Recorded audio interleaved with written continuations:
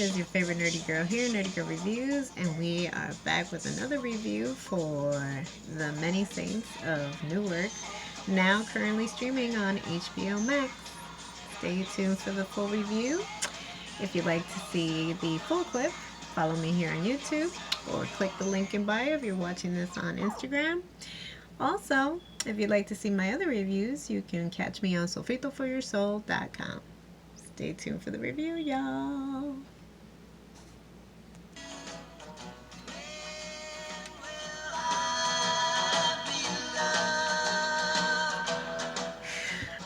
Yeah, that's the feel. That's the overall feel you get from this particular film. But it's so funny because every single time I think of this song, I always think of the movie Cocktails with Tom Cruise and Elizabeth Shue. It's just one of those classic songs by the Everly Brothers, When Will I Be Loved? And it's featured in the film at a very low point in one of our characters' sentiment at that time. Yes, check out my background. We are in a spooky season, close to Halloween, so I figured I'd dress up my background. You can see the Happy Halloween and the blue moon by chance. So yes, the film is currently available on HBO Max. I believe it dropped about 2 weeks ago, and I thought I'd dress up very Italiano, like our main protagonist, Dicky Moltisante's love interest, and it's not his wife, it's his stepmother. But yes, we have a little bit of background in watching this film. I know a lot of people wanted to make the connection with the Sopranos series to this film, and you see instances. The very hyped up Uncle Dickie that Tony Soprano always clocks or name drops whenever he's reminiscent of his boyhood, or basically expresses his love and devotion for his mentor Dickie, Uncle Dickie. We have some backstory, and if you review season 1, which I will say about the film, yes and no with the film, and it is a bit of a miss. It's not a bad movie, but does it hold its weight to the Sopranos series? Not necessarily. In fact, and I have been a fan on and off. I didn't necessarily follow it as I have in other shows, instances of other shows, but I will say that watching the film, it made me curious, and I wanted to go back to the series. So certain things, over time, you can tell that are dated. Some things did not really mature well, because a lot of things that they got away with then, I don't think you would get away with today. But it's dated. It's a dated show, but you see basically why James's character, and James as an actor, is so beloved, because he really took that character and made it into a beloved character, which was also the scariest of all beings, I think, on television. It's a hard balance between wanting to root for this character that was maniacal and basically just an overall living monster, But for some reason, he's able to always kind of justify his behavior based on like his mother and his issues. So we have backstory here. The decade that we're exploring is the 60s, and I believe the creator of this particular crime drama, David Chase, we explore specifically the 1967 era and the 1967 riots of Newark, which had all of that um, social injustice and an uproar that eerily mirrored the George Floyd and the BLM movement that we just recently have during lockdown, during pandemic. And, you know, again, always at the hand of excessive law enforcement. So, racial tension, segregation, racism, and how history repeats itself. So the inclusion of that, how also we have Leslie Odom Jr., and if you are familiar with him, he is the beloved actor from Hamilton, and so he has a big starring role in this film, and you know, isn't necessarily playing like, you know, the nicest of characters. He's just basically one of uh, Dickie's henchmen. You know, he collects the money, and if he doesn't get the money, then, you know, you get an ass whooping.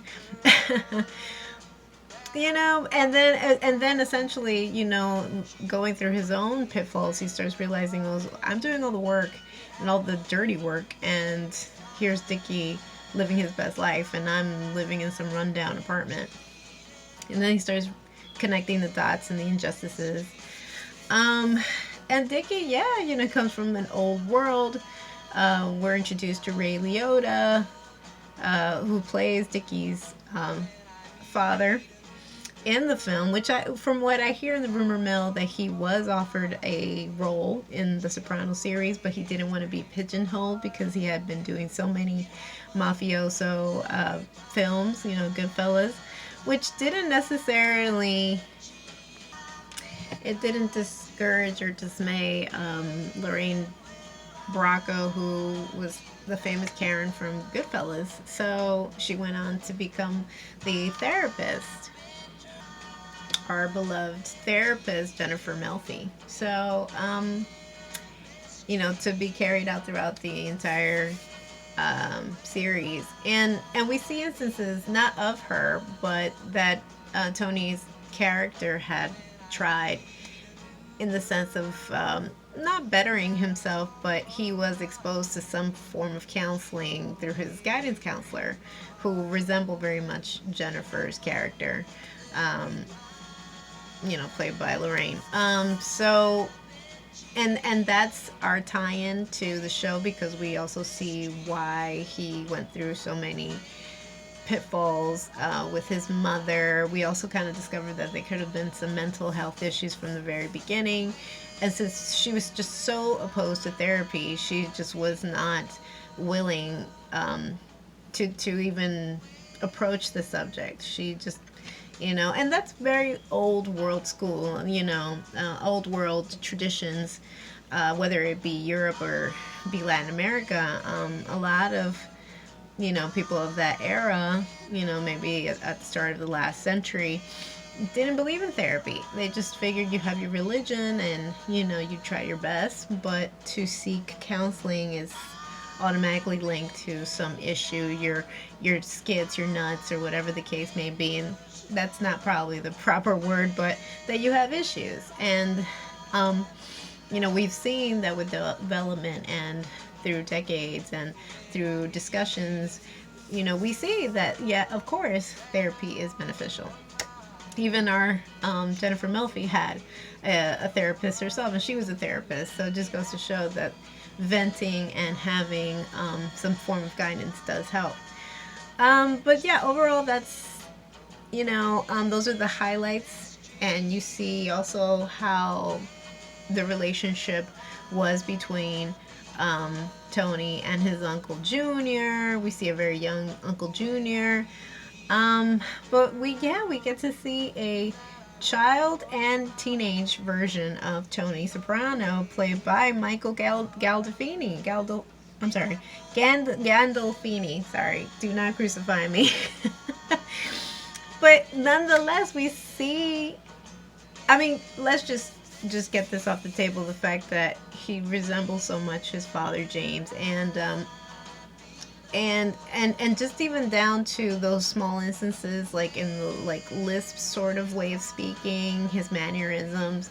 I mean, of course he's gonna sound and act just like his daddy, but from what I gather also in the rumor mill, that even though he was his son and Tony was a character he had developed over the years, James made it a point to not expose his children to the characters he was playing. It was something separate. That's his job.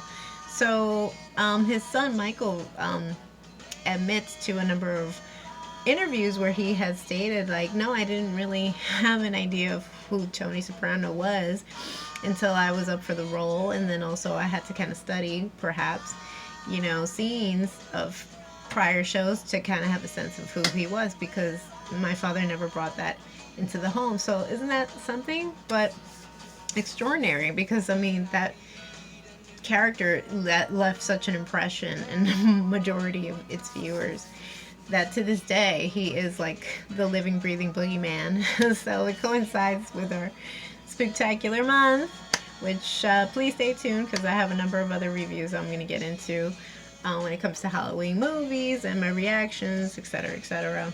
But yeah, and I like Leslie's character, but it really didn't really go anywhere other than, yeah, there were highlights and hits, and we even had the scenes where it was kind of tough to swallow in terms of like the protests and the excessive force. The one thing I will say, though, that I've mentioned in other reviews, I wish, and I get it, the series was very violent, especially against women and people of color, because that was just the lifestyle. But I think also sometimes when it's just too excessive, and it's almost like a raw nerve that you just kind of like keep poking at, which makes it difficult to watch. There are scenes, where they are confronting other African American criminals, I guess you could say, in the film, that are part of Leslie's gang now. And it's hard to watch. We see a young Paulie, we see a young Pussy, also a young Silvio, and they're attacking him, which I guess would have been the MO.